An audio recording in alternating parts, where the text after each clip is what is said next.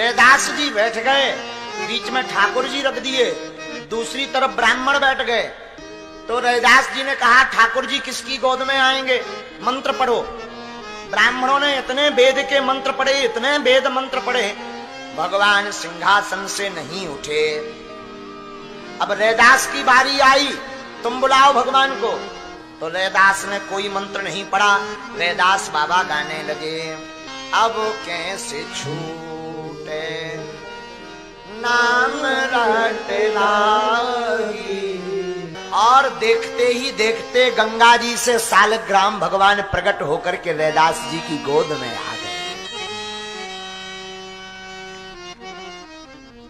आनंद हो गया, सब जय जयकार करने लगे। श्री महामहिम रैदास जी तो राह पे बैठकर पादुका गूंथते। एक पंडित जी जाते थे, अरे रैदास जी आप कभी तो गंगा नहाने चलो।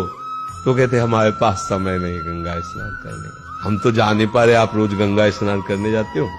2 केला, हम गरीब आदमी, ज्यादा तो हमारे पास है, गंगा जी को दे देना और कह देना रैदास जी ने दिया। और गंगा जी से कहा कि 2 केला रैदास। गंगा जी का हाथ प्रकट हुआ, गंगा जी ने अपना एक कंगन उतारा स्वर्ण और कहा रैदास जी को दे देना जाके। हम रोज गंगा नहा रहे हैं नियम से, कभी गंगा जी हमसे बात, और वो तो कभी आते ही नहीं गंगा। और देखो उनको सोचा कि देने की जरूरत क्या, इतना महंगा कंगन है, चुपचाप अपनी पंडिताइन को देंगे जाके, रैदास जी को दे। अब वो जिस गली से चले तो घूम के वही रैदास जी के दरवाजे खड़े हो जाए, जिस मार्ग से चले वो वहीं खड़े हो जाए। हार गए उन्होंने। दुनिया के लोगों में एक बदलाव लाने का अगर सबसे पहला अगर कोई नियम बनाया, दुनिया में बदलाव लाने का अगर क्रम चालू करा, तो संत श्री रविदास जी महाराज ने प्रारंभ करा। ये कोई साधारण से संत नहीं। मीराबाई से लोगों ने कहा तू इतनी बड़ी राजघराने की रहने वाली है, तू इतनी बड़े राजघराने की रहने वाली छत्राणी है, और तू गुरु किसको बनाई है? वो चमड़े का जूता सिलने वाले, वो चर्मकार रविदास जी को।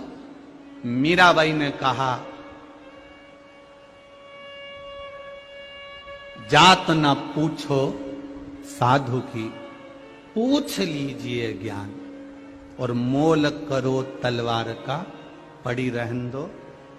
तेरी पूजा करूं, नाम तेरा रटूं, मैं तेरे रंग में रंग लूं ये जीवन मेरा। शूद्र रविदास हमारे साथ बैठकर भोजन करेगा तो हमारा धर्म नष्ट हो जाएगा, इसे हमसे दूर बिठाओ। ये कठोर शब्द चित्तौड़ की महारानी झालीबाई की दावत में आए पंडितों के थे। ये सुनकर रानी झालीबाई क्रोधित हो गईं, क्योंकि उन्होंने गुरु रविदास जी को अपना गुरु स्वीकार किया था।